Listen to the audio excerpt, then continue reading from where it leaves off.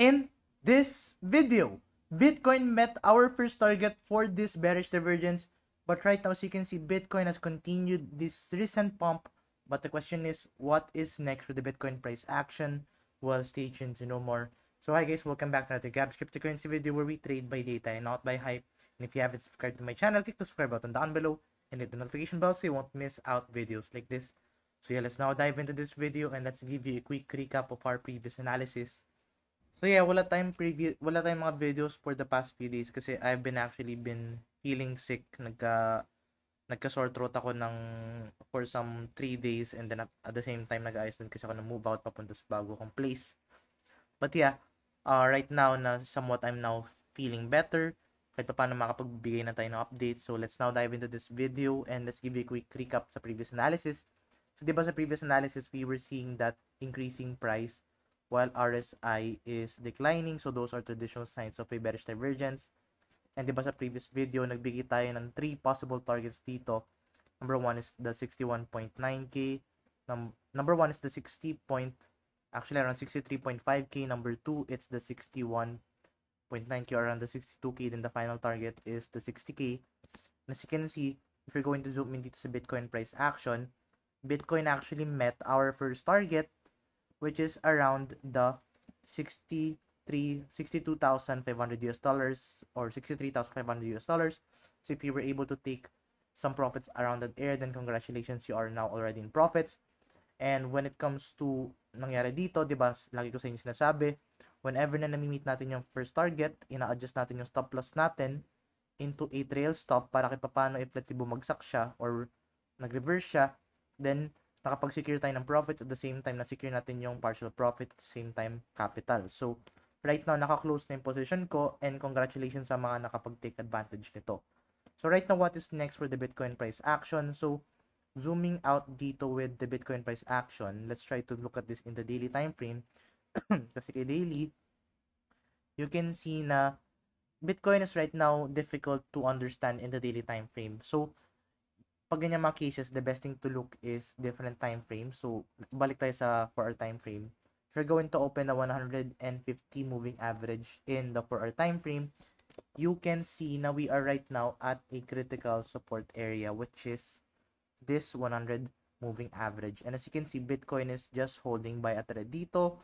And right now, it's very critical if magkakaroon pa tayo ng breakout dito sa pababa.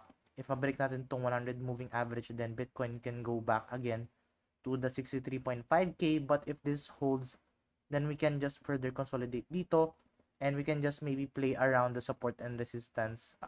So the resistance right now is playing around the 68,400 and the support area is currently playing around the 66,000 US dollars. So there are two areas na pwede nating i-monitor dyan.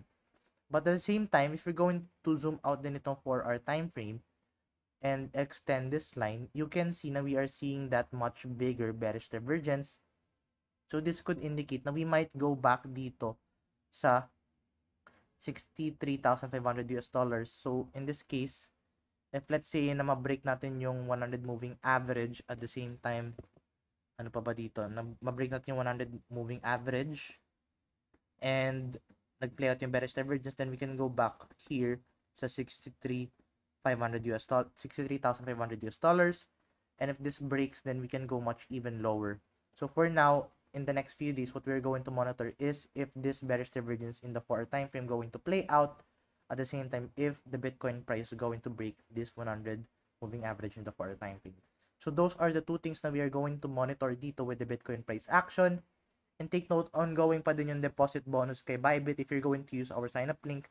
And you can claim of up to 30,000 US dollar bonus. So the way how this work is you have to deposit $100 and then you have to trade that $100 din kay Bitcoin or any type of crypto. So if na-trade mo siya, then makakuha ka ng $15 bonus dito kay Bybit. As long as you sign up with our sign-up link na you can find description down below. If nag-trade ka ng 3,000 US dollars and let's say around 3x leverage, so let's say 3,000 US dollars times 3, that's around 9,000 US dollar volume. So if let's say dagdagan mo pa ng onte, that's around 10,000 volume.